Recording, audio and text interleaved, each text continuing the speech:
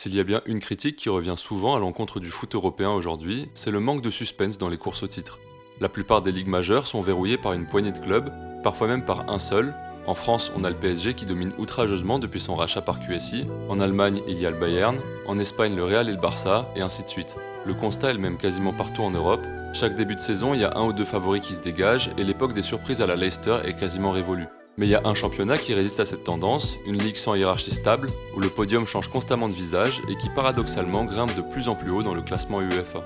Bienvenue dans Muscle ton jeu, et dans cet épisode, on va jeter un œil du côté de la Pologne, à l'histoire de l'Ekstraklasa et à son contexte si particulier, pour comprendre comment ce championnat est devenu, peut-être, le plus intéressant d'Europe.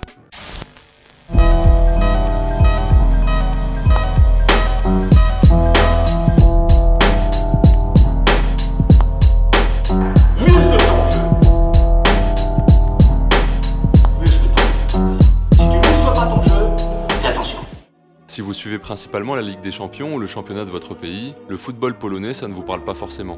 Et je vais pas vous jeter la pierre, car la dernière participation d'un club polonais en LDC remonte à 2016, soit il y a 10 ans, et en Europa League, il faut remonter à l'époque où la compétition s'appelait encore la Coupe UEFA pour trouver trace d'une équipe polonaise en 8ème de finale, et c'était le Wisła Cracovie en 2003. Pour la plupart des fans de football, la Pologne se résume à Lewandowski et aux quelques autres internationaux qui évoluent dans les grands championnats. Pourtant, le football polonais n'a pas toujours été à la marge en Europe. À la fin des années 60 et au début des années 70, les clubs polonais font partie intégrante du paysage continental, avec un point culminant sur l'année 1970 qui voit le Górnik Zabrze atteindre la finale de la Coupe des Coupes et le Legia s'incliner contre Feyenoord en demi-finale de C1. Mais ce succès des clubs polonais repose sur un modèle très particulier. La Pologne fait partie du bloc de l'Est et ces clubs ne sont pas des entreprises, mais des extensions de l'État pour la plupart. Le Górnik Zabrze est soutenu par les mines du pays, le Legia Varsovie est le club de l'armée, à l'instar du CSKA Sofia en Bulgarie. Le Wisła Cracovie, lui, dépend du ministère de l'Intérieur. Les budgets des clubs sont donc garantis, les joueurs n'ont pas d'autre choix que de rester dans le championnat et la concurrence est contrôlée. Le football polonais est plus compétitif qu'en Allemagne de l'Est, certes, mais sa stabilité est artificielle. En 1989, la Pologne déclare son indépendance et le bloc soviétique s'effondre. En Pologne comme ailleurs, les subventions d'État disparaissent du jour au lendemain, les industries sont privatisées, l'armée et les ministères se retirent du sport. Le football polonais entre brutalement dans l'économie de marché, sans y être préparé. Les clubs se retrouvent seuls, sans capital, sans savoir-faire économique et sans aucun droit télé. Pour ajouter à ce contre-coup, les joueurs polonais partent massivement à l'étranger, des joueurs majeurs quittent la Pologne très tôt, souvent pour des montants dérisoires. Se aceleran gracias a un polaco pasado de revoluciones.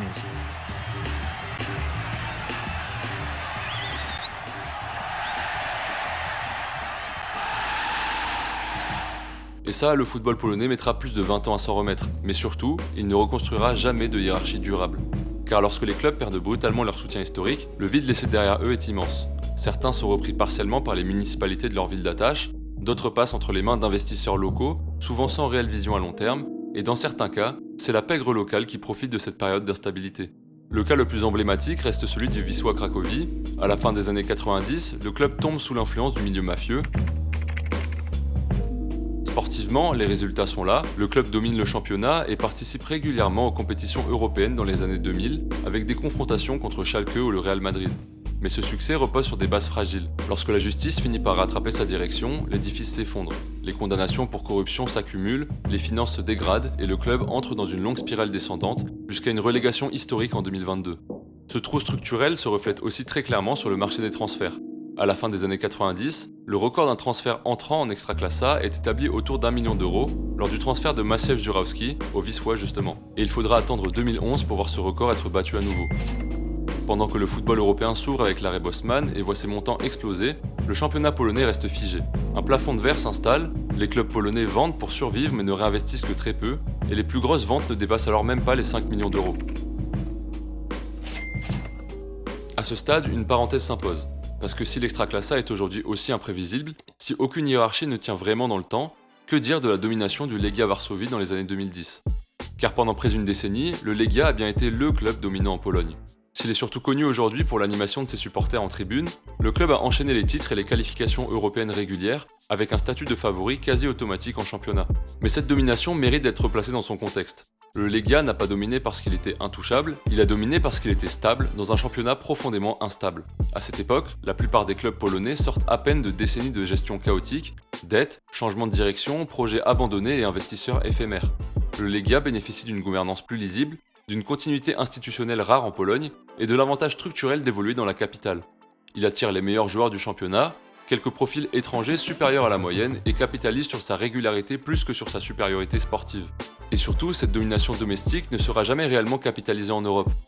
Les revenus restent irréguliers, les campagnes continentales trop courtes pour créer un avantage structurel durable, le club avait de l'avance et aurait pu devenir le Bayern de la Pologne, mais les circonstances vont en décider autrement. Si ce genre d'analyse vous plaît, sur des championnats qu'on ne prend pas toujours le temps de regarder, pensez à laisser un like et à vous abonner à la chaîne. Je fais un petit saut dans le temps et nous voilà à la fin de la saison 2020-2021, pendant laquelle une nouvelle fois les clubs polonais ne marquent quasiment aucun point en Europe.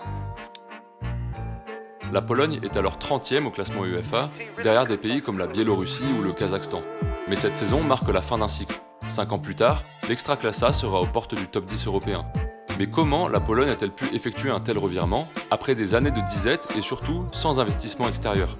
Officiellement, son objectif est d'élargir l'accès aux compétitions européennes pour des clubs et des championnats moins exposés. Dans les faits, elle permet surtout à l'UEFA de multiplier les matchs et donc les revenus qui y sont liés.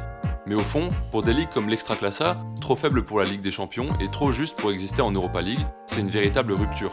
Pour la première fois depuis bien longtemps, les clubs polonais n'entrent plus en Europe pour survivre, ils y entrent pour être compétitifs, gagner des matchs et sortir des poules.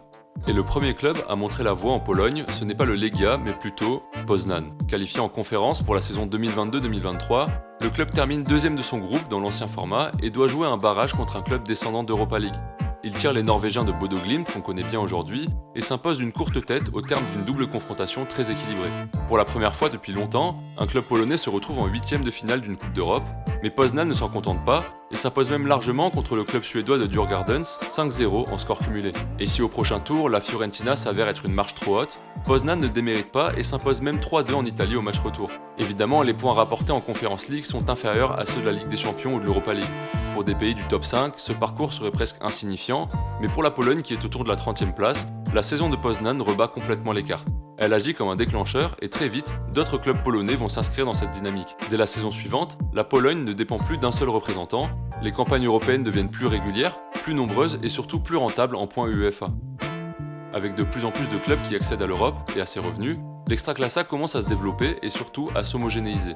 Le Legia perd son avance structurelle et son statut de favori, en remportant son dernier titre en 2021. Depuis, on a eu droit à 3 champions différents en 4 ans, avec Poznań, Częstochowa et le Jagiellona Białystok. Un cercle vertueux s'est mis en place, des campagnes européennes plus longues permettent de conserver leurs meilleurs joueurs un peu plus longtemps, mais servent aussi de vitrine pour vendre à des prix records pour le pays. Les clubs ne se laissent pas emballer, ne surpayent pas leur recrutement et investissent dans la formation. L'Ekstraklasa n'a pas seulement progressé sur le terrain européen, elle a aussi mûri dans sa manière de fonctionner. La Ligue elle-même a structuré la vente de ses droits télé, concluant un contrat domestique de près de 300 millions d'euros avec Canal+ et TVP. Ces revenus, plus stables, permettent aujourd'hui aux clubs de planifier sur le long terme, de renforcer leur budget et d'éviter les coups d'épée dans l'eau qui les freinaient auparavant. Et donc tout ça nous amène à la saison actuelle, avec un contexte bien différent des années 2010. Les clubs polonais qui jouent l'Europe veulent maintenant aller le plus loin possible et donnent souvent la priorité à la conférence par rapport au championnat, ce que le Legia n'a jamais fait à l'époque. Częstochowa a fini deuxième en C4 à l'issue de la phase de ligue, Poznań et Białystok ont tous les deux validé leur place en barrage, mais aucun de ces clubs n'est à la tête de l'Ekstraklasa. En fait, les 2 premiers du classement ne sont même pas qualifiés en Europe cette année. Et pour vous montrer à quel point la ligue est homogène, on va regarder quelques chiffres. Après la reprise, 19 journées ont été disputées en Ekstraklasa. Le Wisła Płock, actuellement premier, compte plus de matchs nuls que de victoires, avec une série assez absurde de 5 nuls avant la trêve hivernale. Le club n'a en fait gagné qu'1,7 points par match en moyenne depuis le début de la saison. Pour mettre en perspective, c'est inférieur à la moyenne de points de Leverkusen, actuel 6ème de Bundesliga, ou de Manchester United, 4ème de Premier League à 12 points du premier. Et du coup, le top 8 polonais se tient encore en 6 points avec plus de la moitié de la saison déjà jouée, ce qui va nous donner une deuxième moitié de saison plus qu'intéressante. En fait, la ligue entière se tient en 14 points, un écart plus petit que celui qui sépare le PSG, actuel premier de Ligue 1, et Lille, actuel 5ème. Virtuellement, tout est encore possible, l'actuel premier pourrait être relégué en fin de saison en cas de méforme, et le Legia, pourtant avant-dernier après une première moitié de saison cataclysmique, peut toujours rêver d'accrocher une place européenne. Si le championnat argentin n'a aucun sens en raison de son format, le championnat polonais nous présente une nouvelle forme d'absurdité, simplement parce qu'aucune de ces équipes ne peut dominer. En Ekstraklasa cette saison, les séries de victoires n'existent pas, le leader gagne moins de matchs qu'il ne fait de nuls, et les relégables gagnent régulièrement contre les prétendants à l'Europe. D'ailleurs, si on prend le classement de forme sur les 5 derniers matchs, les 5 premières équipes sont en fait toutes dans la deuxième partie de tableau sur le classement de la saison. Ah, et aussi le Lechia Gdańsk, qui réalise une bonne saison avec la meilleure attaque du championnat, a aussi la pire défense évidemment. Bref, si vous êtes lassé de voir les mêmes clubs dominer chaque année votre championnat préféré et que vous voulez voir une course au titre qui vous garde sur le bord de votre siège jusqu'à la fin, branchez-vous sur l'Ekstraklasa, d'autant plus que la qualité des joueurs présents dans le championnat ne fait que progresser. Je vous invite aussi à surveiller la progression de Częstochowa en C4, un club remonté en première division en 2019 mais qui est très ambitieux et mérite peut-être une vidéo à lui tout seul. Dites-moi en commentaire si c'est quelque chose qui pourrait vous intéresser et partagez-moi vos impressions sur le football polonais. Est-ce que vous pensez qu'ils peuvent continuer à progresser et se stabiliser vers le top 10 européen ? On arrive à la fin de cette vidéo, merci à ceux qui sont restés jusqu'au bout, je vous dis à la prochaine et surtout... Muscle ton jeu.